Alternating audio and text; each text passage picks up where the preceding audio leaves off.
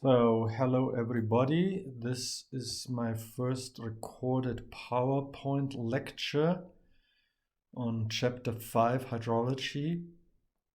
Some of this we already covered in class, the last in-person class which we had 2 weeks ago. Okay, so let me go through this more or less quickly, the material which we already talked about. So here's the outline of this entire lecture. We talked about importance of water and water vapor in climate for various reasons. We talked about what kind of interesting substance water is in terms of its physical properties, albedo, changes of phase, its heat capacity, and so on and so on. So this is sort of tried to summarize here. So on this slide, you see a summary, an overview of the most important moisture quantities. I'm pretty sure you are mostly familiar with all those quantities, so it's not too much to explain about.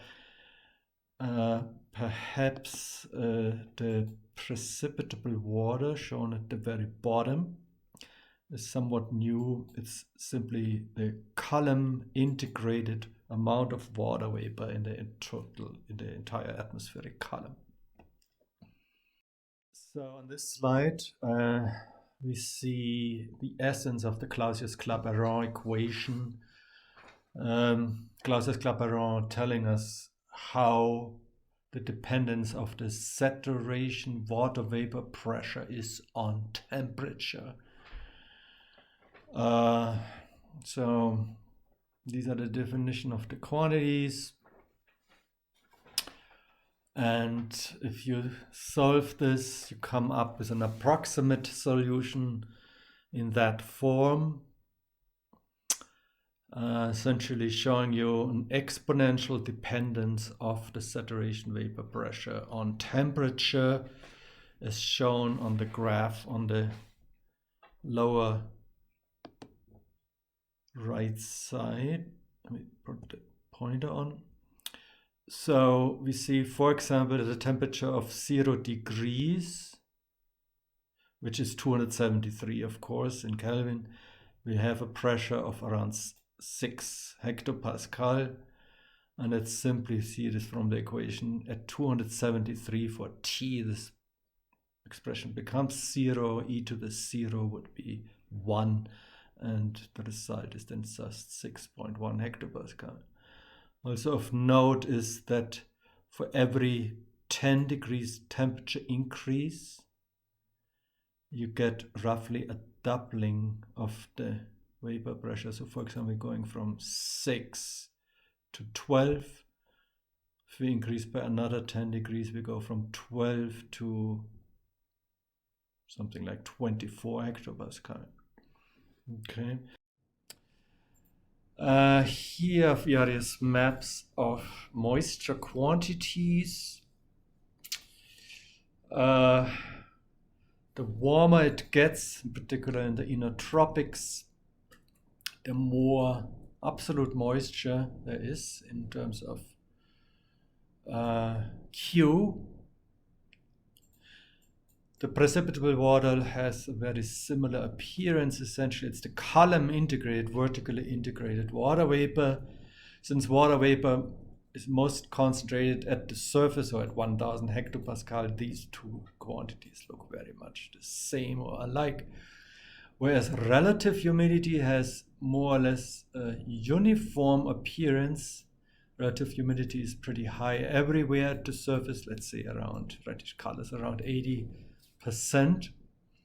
except in the desert regions of the world, Middle East, southwest of the US, and of course Australia, South Africa, and here Atacama Desert, South America. Okay.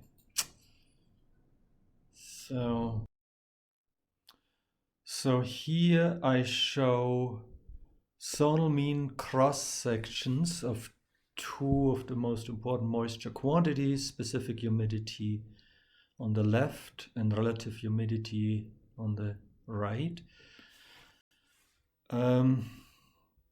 Specific humidity shows clearly that there's a strong decrease of moisture with height.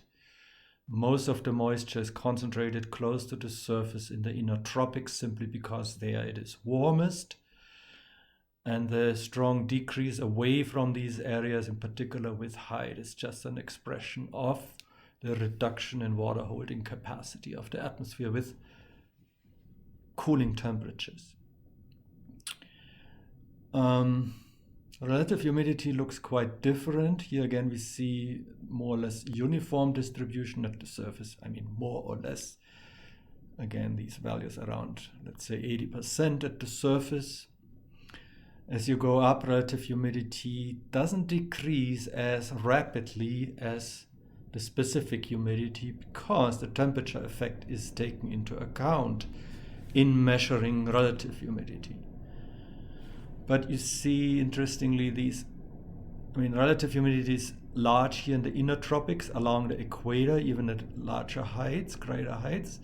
But then if you go off the equator to the north or to the south, you see these strong decreases in relative humidity, which is due to the descending motions of the Hadley cell and the warming of the air in these areas. And so the descending part or branches of the... So this is a view of the global hydrologic cycle in terms of the reservoirs of the different forms of water in the climate system, or the storage of water, and also is shown by the arrows in terms of the movements of water from one, let's say, reservoir to the other. Many complicated terms associated with it. Infiltration and percolation are maybe the two terms which we are maybe least familiar with. So infiltration meaning surface water is penetrating into the ground, and then percolation being the transport of movement of water through the ground, within the ground, into maybe deeper areas of the ground. Okay, else there's not too much interesting material here. Okay, so this is also a depiction of the hydrological cycle taken from a presentation by, or actually not a presentation, publication by Oki and Kanai from 2006 out of Science. Somewhat more complicated. First of all, let's consider the information given. So the big green and blue areas show arrows, show the fluxes of water within the climate system given in these units. Let me put the pointer on. 10 to the 3 cubic meter per year. Okay, so essentially you see the movements of mass of water through the climate system here. Also shown are the reservoirs or storages of water here in those boxes. So most of the water is, of course, in the oceans, the least amount of water in the atmosphere, here over land, here over ocean.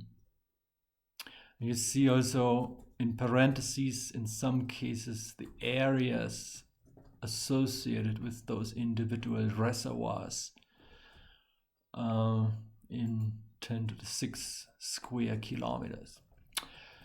So you just focusing on those fluxes, which are the most important for us in this lecture. Each of those compartments, for example, if you think about just about the atmosphere over the ocean, which would be this area, this region, they must be always in balance. So for example, the atmosphere over the ocean receives 436 times 10 to the 3 cubic meter per year, and it loses 45 to the land and 391 is precipitation to the ocean. So if you sum up all these numbers, these three, they should become 0. Likewise, the atmosphere over land, focusing just on this compartment or this subsystem, the atmosphere over land receives 65 in terms of evaporation. Over land, it receives 45 from transports to the ocean, and it loses 111 in terms of precipitation to the land. Again, these three numbers should add up to 0. Likewise, focusing on the land surface.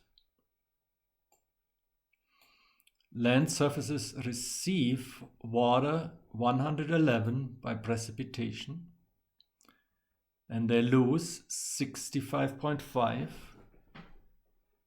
by evaporation over land, of course, and runoff to the ocean 45.5. So this number and this again should add up to 0. We can also look just at the ocean. The ocean loses 436 by evaporation, but it gains 391 by precipitation and 45 by the runoff. Again, these three numbers should add up to 0. We can also consider the combined ocean-land system, so essentially the entire surface. In this case, the fluxes between ocean and land, like here in terms of runoff, and this one, they are not of interest. So we only need to consider that there's loss of water over ocean by 436 and over land by 65, but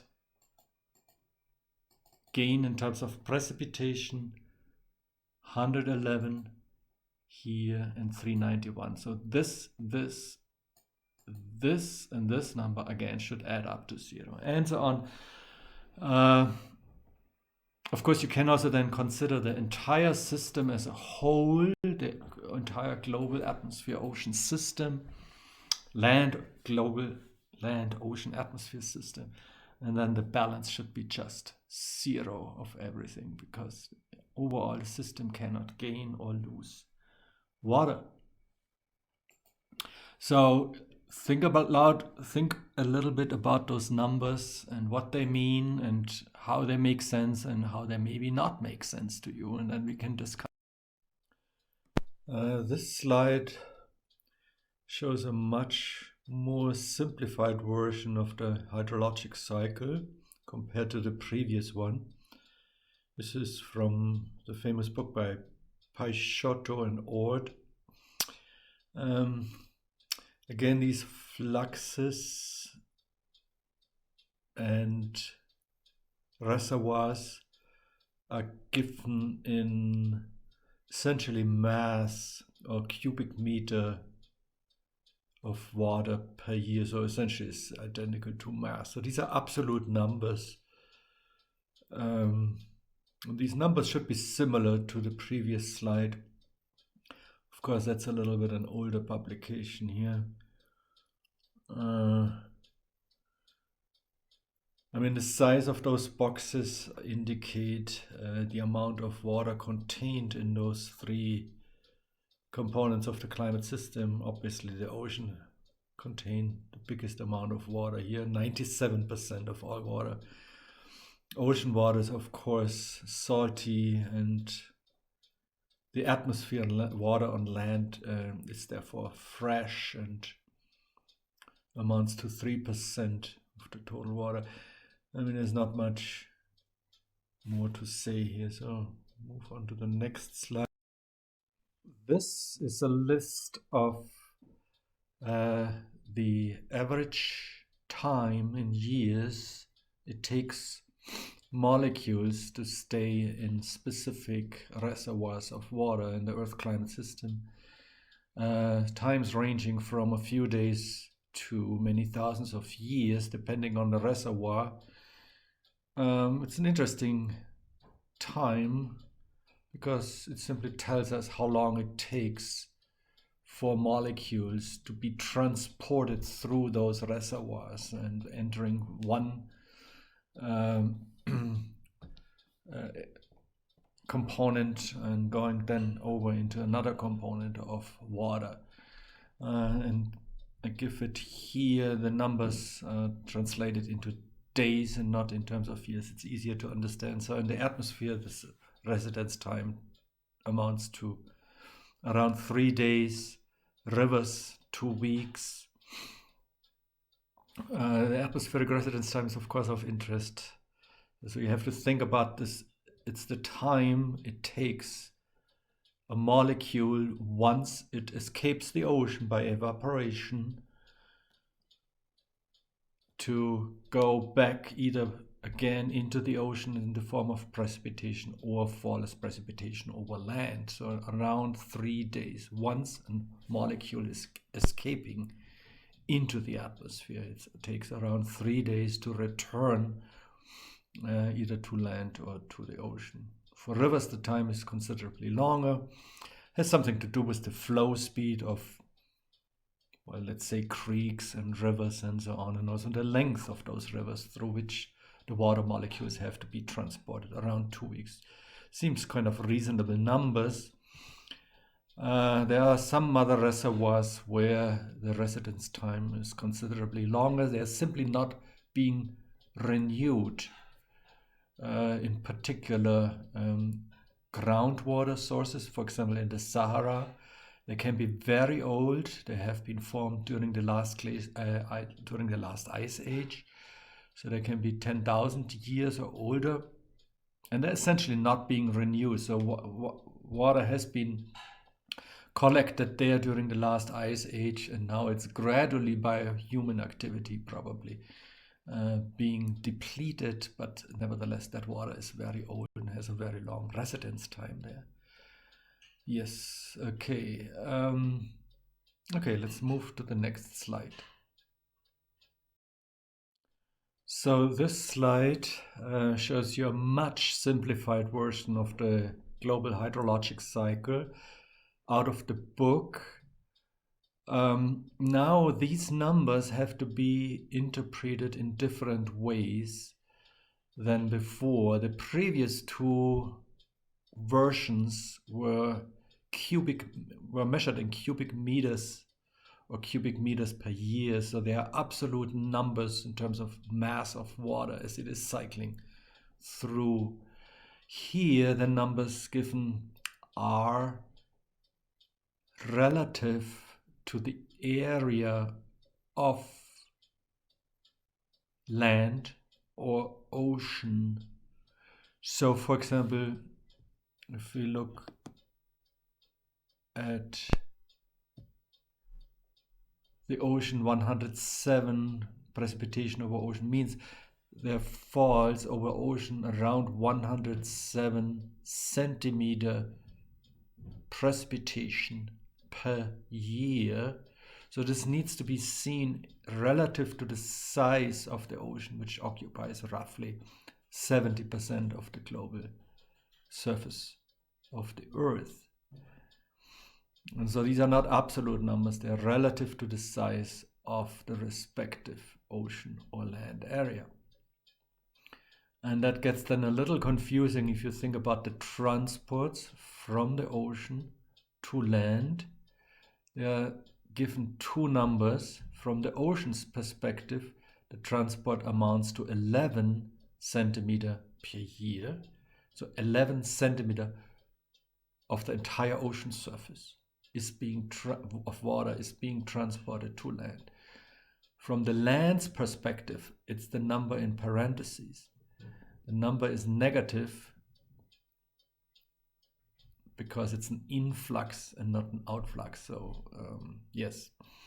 So from the land's perspective, just simply because land represents a smaller size than the ocean, it appears to be much larger, 27 centimeter of water influx.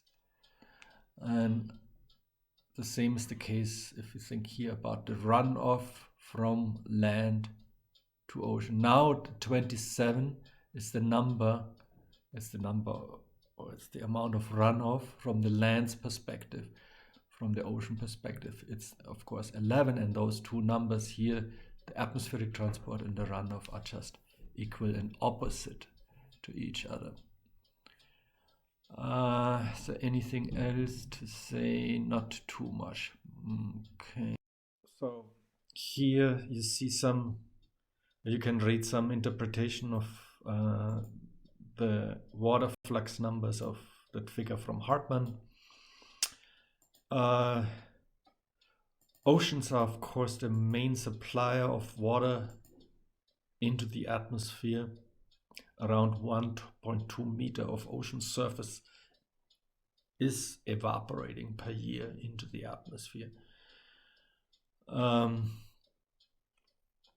Much of this is, of course, raining down right away into the ocean, again 91%. Interesting are the differences between the ocean basins, with the Atlantic and Indian Ocean being net exporters of water, vapor, we have to say, or atmospheric water, and they receive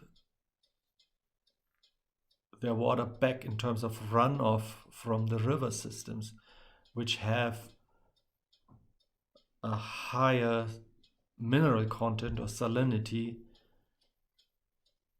than precipitating water, which actually has no salinity, which is just pure water. So that particular cycle over the Atlantic and Indian Ocean leads to the fact that the salinity of the Atlantic and Indian Ocean is higher than that of the other two ocean basins, Arctic and Pacific Ocean, which receive much of their water in terms of precipitation coming then from the Atlantic and the Indian Ocean.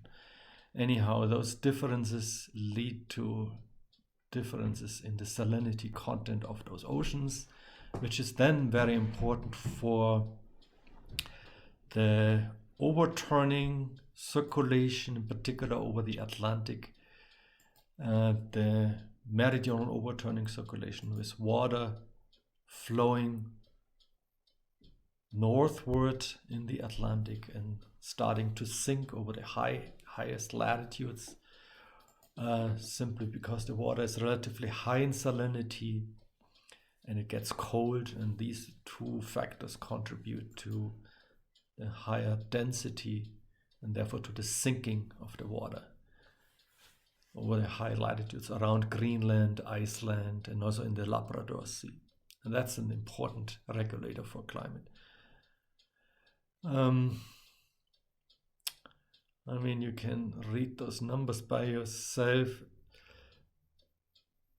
In terms of the atmosphere, it's interesting to compare the amount of water in the atmosphere and the fluxes of water in and out of the atmosphere with the amount of water there is in the atmosphere. From the previous slides, you find from one of those maps, you find that there's around 2.5 centimeter of precipitable water at any given time in the atmosphere. If you put this in relationship with the amount of precipitation in the atmosphere, which is around 100 centimeters per year, simply from the weighted average of how much precipitation there falls over ocean and how much there is over land, you come up to 100 centimeter per year. And if you now divide this through by 2.5, which is the amount of water there is at any given time in the atmosphere, you find that the atmospheric entire atmospheric water vapor is renewed around 40 times per year, or once every 9 days. We now look at the water balance of the surface, land surface, and the ocean. It's relatively simple, as shown in the diagram.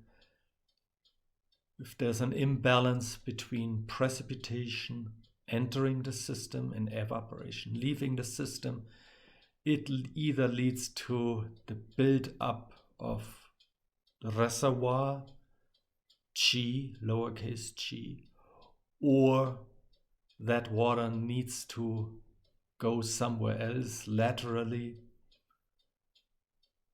which is given by the delta F term, which is interpreted as the so-called runoff of water out of an area. Runoff over land mostly. Okay. So this leads to that equation that the storage is given by the imbalance between precipitation, evaporation, and a runoff, as shown in the equation. Please try to make sure you understand the units of those quantities. In terms of SI units, it's given in kilograms of water per square meter per second. So these are rates of change of water. Rate meaning per second or per unit time. Also note that precipitation includes the dewfall. I think in the book it's given as a separate term, D, but I mean D. The dewfall is relatively small and therefore often just put into together with the precipitation. The units of those quantities can also be given in millimeters per second, where millimeter means if you spread that amount of water you're talking about over 1 square meter, then by how much would that water, how much height would that water take up? And it turns out, and you should verify and try to understand or make sure you understand that if you put 1 kilogram of water over 1 square meter, you spread it, you pour it out essentially, 1 kilogram is 1 liter of water, then it will occupy, if it spreads out to 1 square meter, it will occupy 1 millimeter height. Okay, so averaged at the bottom, averaged over longer periods of time, the storage term GW becomes 0. And then the time averaged quantities as indicated by the over bars look like this, that the runoff delta F is just given by the difference between P and E. This slide shows the water balance from the perspective of the atmosphere. Lowercase g sub WA is now the storage in the atmosphere, so A meaning atmosphere, W meaning water. And I mean, precipitation is of course a loss of water for the atmosphere, and evaporation is a gain, and therefore now there is a minus sign in front of those quantities. And again, there is a divergence, or this we can use it, or transport term, let's call it, sub A indicating for the atmosphere. So if water leaves the atmospheric column or leaves the atmosphere, then it is a loss, therefore a minus sign for the storage, in terms of the storage over that area.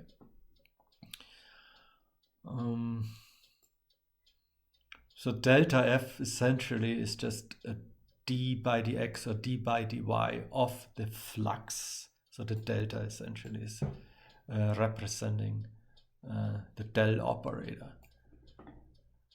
One can think about the delta F or del F as runoff out of the atmosphere. Similarly, as there's a runoff over land, over ocean, there can be also, at least in our minds, be a runoff in the atmosphere out of a certain atmospheric column. It's called an aerial runoff. More often it is named, or is called moisture flux divergence or moisture flux convergence if water is flowing together. So in the future, in the following, I will always talk about a moisture flux divergence if water is coming together, or a convergence, moisture flux divergence if it's going apart. So in this slide, I show you now the combined water balance equation for the atmosphere and the land ocean surface system. Again, first I'm showing here the surface water balance as shown in the previous slides, and that of the atmosphere, where the P minus E terms have now the opposite sign. And now adding this up, we find the changes in the storage either over or in this at the surface or in the oceans and in the atmosphere over a specific area are given by the convergence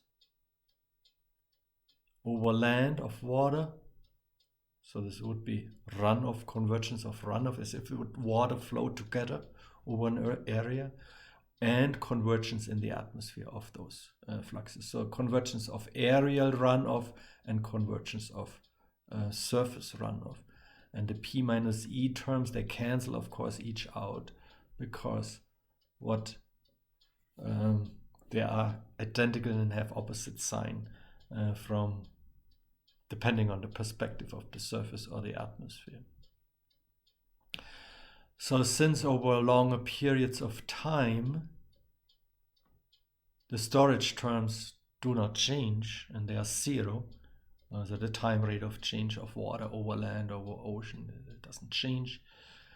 So therefore, the change in storage is constant, and these G terms will become zero, leading to the simple fact that time averaged, here is indicated by over bar, runoff over land must equal be but opposite in sign to the aerial runoff, and that's the same as P minus E.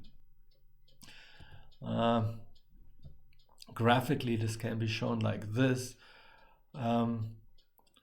If there is convergence of moisture flux convergence or convergence of aerial runoff, then this delta F or del F term would be negative. Convergence is negative divergence. And if there's convergence, then it will be seen as a surplus of P minus E. So it's precipitating down, essentially a net precipitation down at the surface. And it must diverge as runoff over land or over ocean. So, simple words, runoff is always P minus E, and it's opposite in sign to the aerial runoff. Del F is minus. Here I show maps of annual mean evaporation on the left and precipitation on the right, as seen in NZAP-NCARI analysis. So these are annual mean quantities. I mean, there's a lot of things going on, and you find some interpretation of this in the book.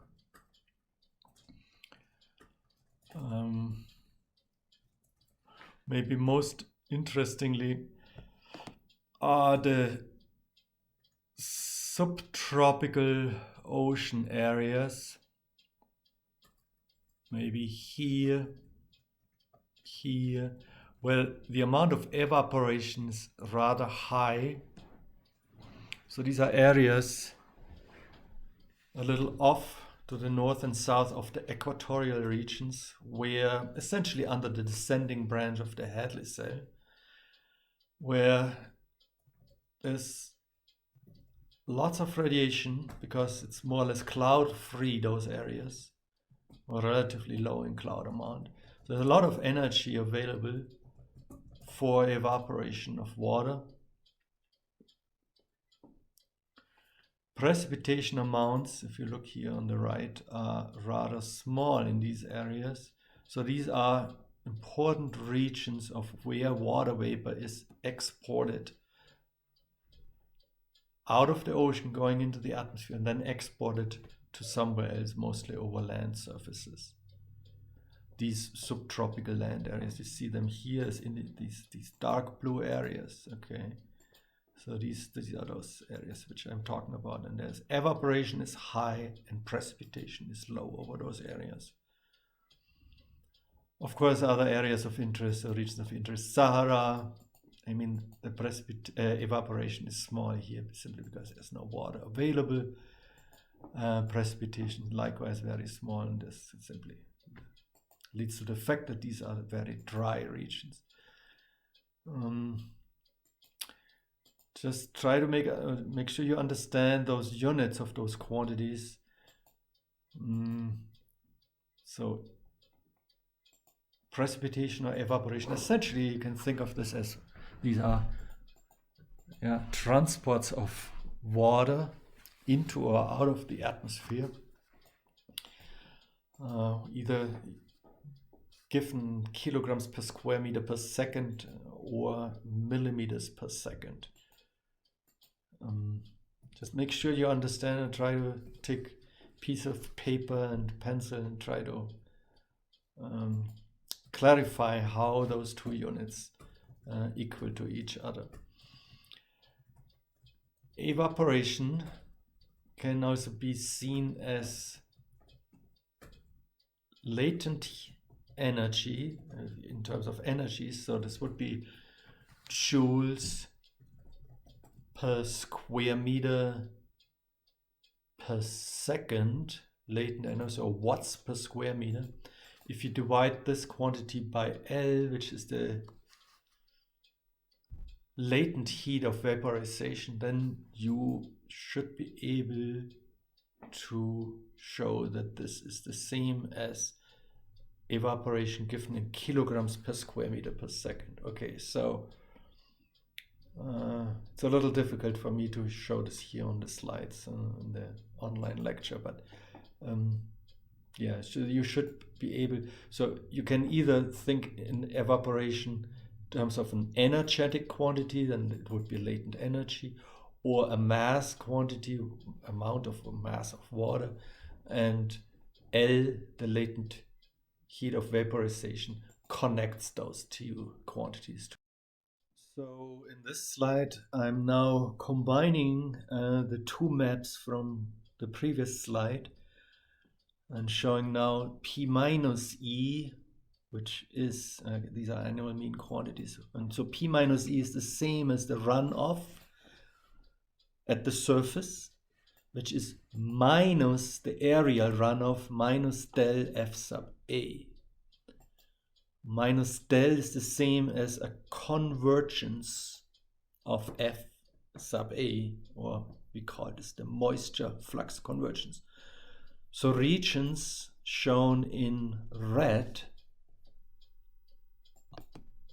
are, there is a P minus E is positive, meaning there's more precipitation falling than there's evaporation coming into the atmosphere.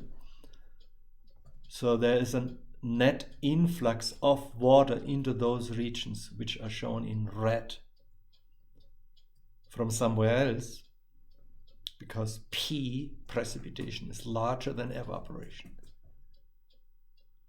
And this influx is due to the moisture flux convergence into those regions. Of course, these are mostly the equatorial regions associated with the ITCC, but also then many of the land areas. It's not very well, not easy to see, because our land is mostly whitish, the color, simply because the magnitude of the fluxes or of the differences between P minus E are rather small. So what is really showing up here are the subtropical ocean areas in dark blue, these regions which I mentioned before. Dark blue meaning that more water is evaporating out of the oceans into the atmosphere than, in terms of precipitation, is falling back. So there's a surplus of water, and this water needs to be exported into other regions.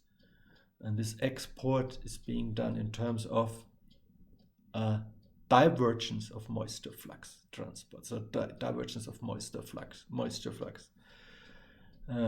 Divergence meaning water is flowing away or fluxing away from those regions. And so it's fluxing from those subtropical ocean areas into either the ITCC or the equatorial regions, or mostly, of course, over the land areas. So this shows you that the subtropical oceans are the main suppliers of global water, which is then being precipitated down over land areas again, or over other ocean areas which have a deficit in evaporation. Here now you see the zonal mean cross sections of what I've shown in the previous maps. So P in blue, E in red, and P minus E. Let me bring up the pointer. So you see the typical maximum of P in the equatorial regions, simply because there's so much precipitation. And then you see those relative minimas of the equator in the subtropics associated with the descending branch of the Hadley cell. And then precipitation also again becomes more towards the mid latitudes, simply because these are where storm tracks are and secondary precipitation maxima. E, on the other hand, has a more smooth transition towards the high latitudes, then leading to this typical difference in P minus E, shown by the purple curve. Equatorial regions, more precipitation than evaporation. Subtropics, P minus E deficit, and mid latitudes, P minus E positive being again. Remember, P minus E is the same as del F, or the runoff over land or over the surface. So the surplus of P minus E in the equatorial region is associated with a runoff out of the regions, or flux divergence at the surface, water flux divergence at the surface, away from the equatorial regions towards the subtropics at the surface, not in the atmosphere. Okay, runoff is a surface quantity.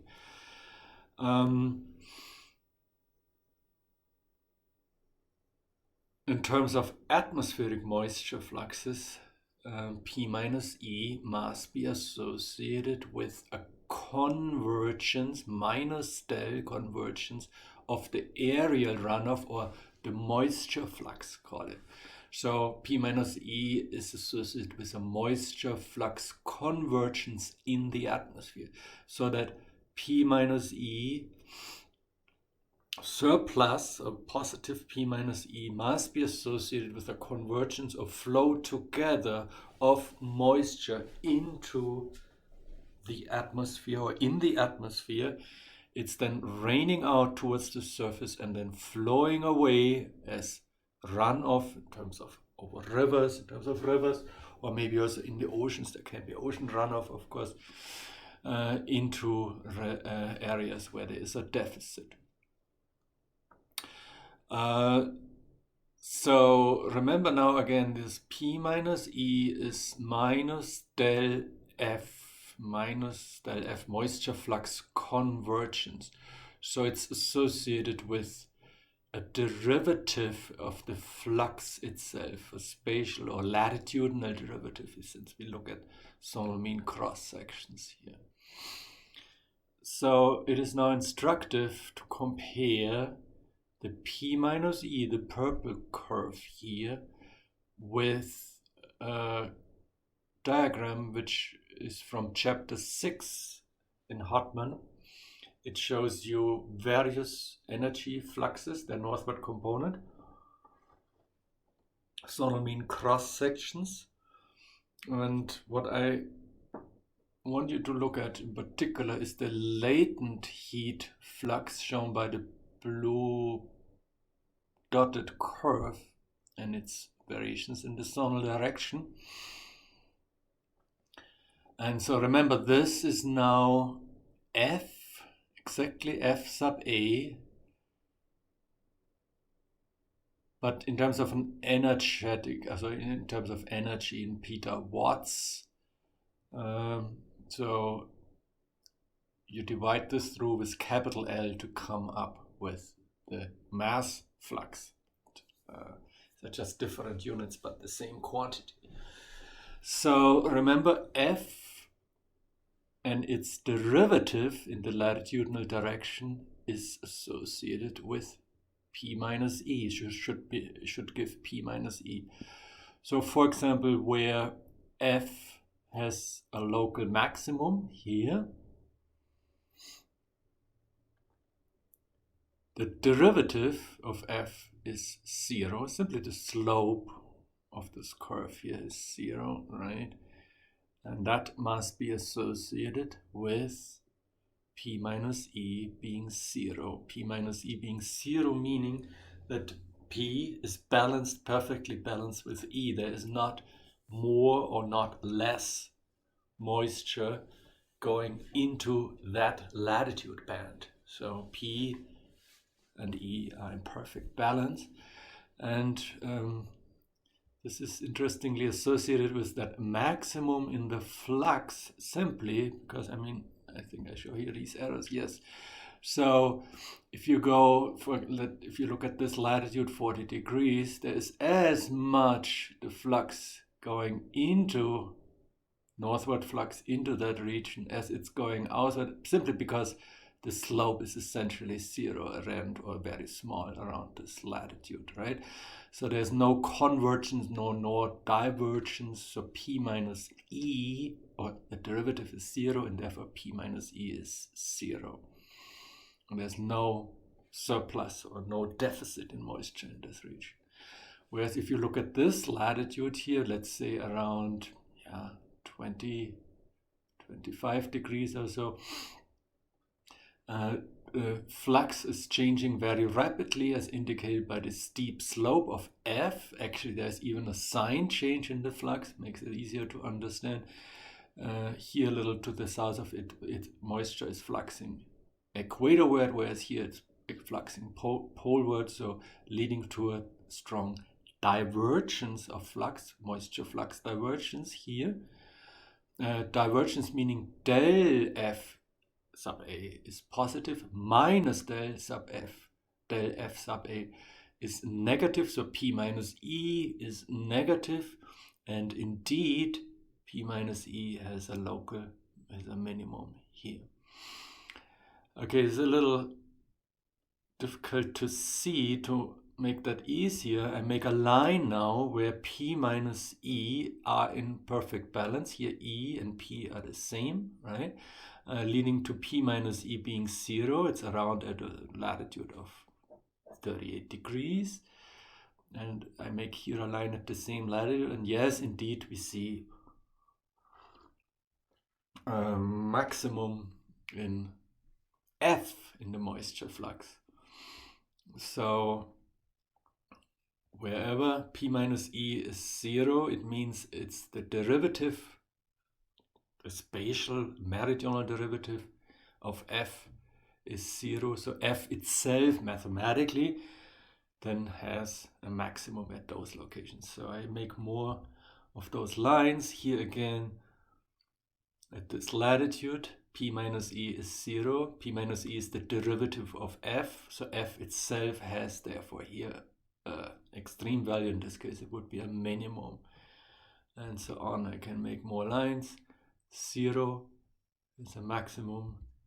0 is a maximum. And latent or moisture transport.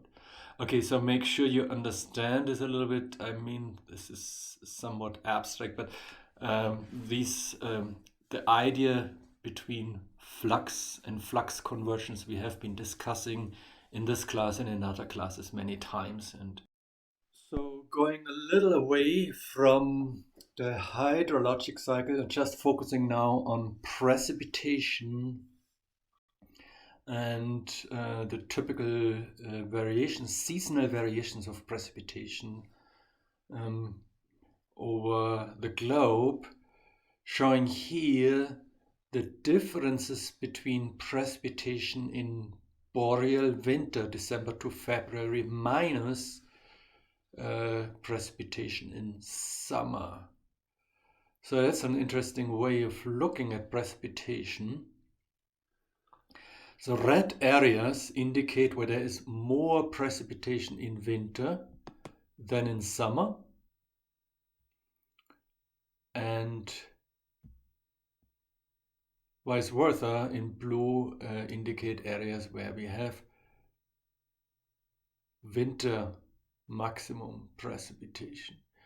Of course, the meaning of winter and summer reverses over the southern hemisphere, so we have to be a little bit more careful there. These differences between the seasonality and precipitation are discussed in the book, so I ask you to read also in the book. You see here some descriptive text, relatively easy to understand, but I mean, some of the highlights here within the United States, we see these reddish colors indicate winter maximum precipitation along the entire west coast. Of course, California has a winter maximum precipitation, but also all the way going up into Washington, mostly associated with the equator wet movement and also intensification of the storm tracks over the Pacific. It's being more active in winter than in summer, and it's also moving equatorward and bringing rain towards subtropical regions like Southern California. Whereas the interior of the United States is indicated here, as indicated in blue, has mostly summer precipitation simply because convective precipitation is a summer phenomenon and convective precipitation dominates over land. And that therefore leads to the summer maximum. And over the East Coast, I mean, this is a little hard, or actually not, you can't really see this, but the seasonality of precipitation over the East Coast is almost 0. You see this in those graphics in Hartmann's book. Almost precipitation is a flat line. If you look at New York, there's the same amount of precipitation in almost every month. Yeah, but you can read along and try to make sure you understand those variations. In this very last slide of this entire lecture, I'm now showing you diagrams of seasonal cycle or seasonality in precipitation, here shown in those bars over the seasons, and maximum temperature, daily maximum temperature, and daily minimum temperature. So these diagrams, this diagram is for, if I see this correctly, Seattle, yes, at the airport. So you see clearly what I just said before, maximum precipitation in winter, whereas temperatures, of course, maximize in summer. There are some more numbers given just for, if you're interested here, this is the amount of sun hours over that region in Seattle. This is T max, this is T min. This is the relative humidity. So relative humidity always around 70–80% at that station. And then precipitation in millimeters per month, if I see this correctly, yes. Because all those blue bars together, they should add up to around 1 meter or maybe even more in Seattle, I don't know exactly. And then here, these are the number of days with precipitation. So now we are looking at more of those stations. This was Seattle. Now we go to an interior continental station, Omaha. Nebraska, now you see clearly this maximum of precipitation in summer as opposed to the maximum here over Seattle in winter, whereas the temperatures evolve more or less in the same way. And here this is a typical East Coast climate. New York has more or less a flat precipitation, no pronounced seasonality, because their precipitation is influenced by the intensity of the storm tracks and convective activity together, and so overall leading not too much precipitation variation. So other stations here, Miami, yeah, sort of a subtropical region, still summer maximum. Maybe there are two pronounced maximas if you look closely. Let's see what else we have here. In Russia, I mean, this is very similar to Omaha. The station is in the center of the continent. So continental climate, summer maximum, pronounced maximum in precipitation and temperature. San Diego, typical, I would say, subtropical station. Winter maximum, or a Mediterranean climate, almost no precipitation in summer and summer max. So during summer, precipitation is least and temperatures are highest, leading to a relative dryness during that time of the year. Going to the southern hemisphere, you can see this is a southern hemispheric station, simply Sydney, Australia, because of maximum temperatures in boreal winter. And precipitation also associated with probably storm tracks going equatorward in winter and reaching Sydney, Australia, and maximizing precipitation here. And what do we have here? Lastly, I would say this is Chile, Valdivia. That's also sort of subtropical Mediterranean climate. Now everything reverses. You can see this again, the southern hemisphere, because you get maximum temperature in what we consider being winter, which is their summer, of course, right? And so this is